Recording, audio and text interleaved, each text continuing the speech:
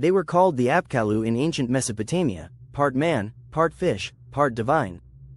In Egypt, the pharaohs claimed descent from the gods. In India, the Mahabharata speaks of beings with immense power, neither entirely human nor entirely celestial. Across every continent, in the myths of every civilization, echoes persist of strange hybrids, creatures that blur the line between man and something else. But what if these weren't just myths? In 2003, buried beneath the remote sands of the Atacama Desert in Chile, a 6-inch skeleton was unearthed. Its skull elongated, eye sockets oversized, 10 ribs instead of 12. Scientists were baffled. Nicknamed Ada, she was initially thought to be an alien. DNA tests eventually revealed she was human, but with over a dozen genetic mutations never seen before. Still, her origin remains a mystery. Who was she? Or more chillingly, what was she? That wasn't an isolated case. In the vaults of ancient Egyptian tombs, we find depictions of beings with animal heads, falcons, jackals, crocodiles, bestowed with intelligence and reverence. Mainstream archaeologists insist these are symbolic. But ancient astronaut theorists have long argued, what if they were literal? What if Anubis, the jackal-headed guardian of the underworld, wasn't metaphor but memory of genetic manipulation far beyond the capacity of Bronze Age minds? And what about Gilgamesh, the legendary king of Uruk? 2/3 divine, 1/3 human. How does that math even work? The Epic of Gilgamesh, one of the oldest known stories, speaks plainly of a being forged by gods and gifted with immense strength. And he wasn't alone. His companion Enkidu was formed from clay by the goddess Aruru, a wild man who slowly became civilized. What if this is not merely allegory, but a record of bioengineering, coded in myth? Here's where it gets stranger. In Paracas, Peru, more than 300 skulls with unnatural elongations have been found, elongated far beyond what cradleboarding could achieve. DNA testing conducted by independent researchers revealed mitochondrial DNA that did not match any known human haplogroups. One researcher even claimed, this suggests they were a completely different species.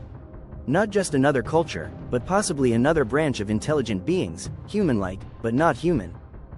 What happened to them? Some say they were wiped out in the Great Flood, a cataclysmic event mirrored in Sumerian, Biblical, and Mesoamerican texts. The Book of Genesis tells of the Nephilim, the offspring of the sons of God, and the daughters of men. Giants. Hybrids.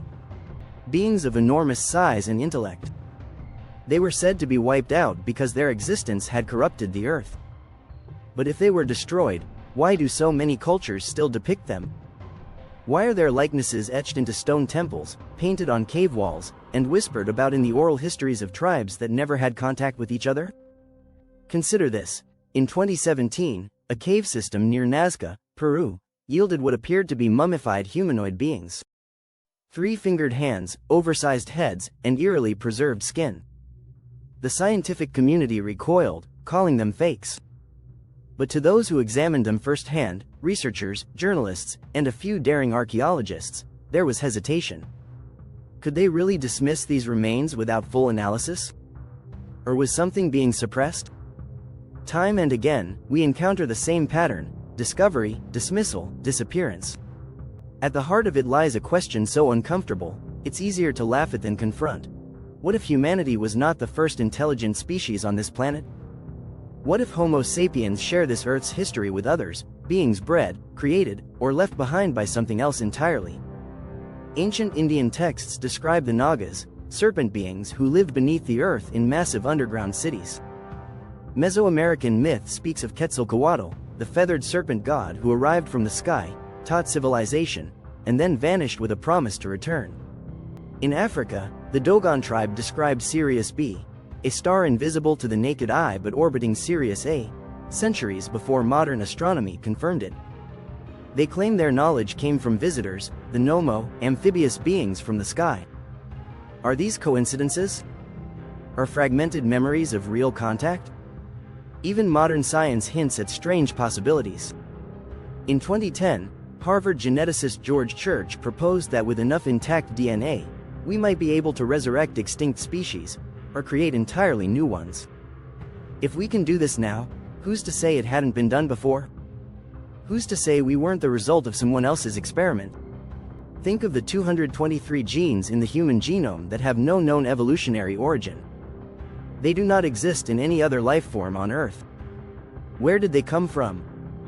How did they appear? Could they be implanted?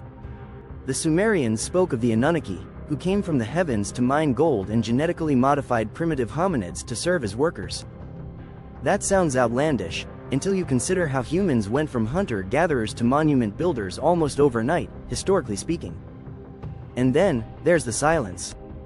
All around the world, powerful institutions have sealed away artifacts, bones, and scrolls that don't fit the accepted narrative. Whistleblowers from within museums and archives have described items disappearing without explanation.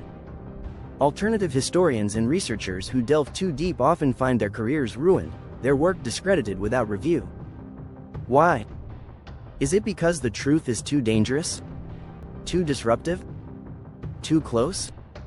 Ask yourself, why does the idea of alien-human hybrids provoke such immediate ridicule?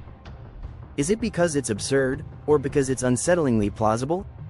From the hybrid gods of antiquity to modern genetic enigmas, the evidence is scattered, suppressed, and ancient. But piece by piece, a picture emerges. One where Earth may have been a laboratory. One where myth is memory. One where we are not alone, and never were. And in the quiet spaces between science and story, in the bones buried in forbidden deserts, something waits. Watching. Waiting. To be remembered.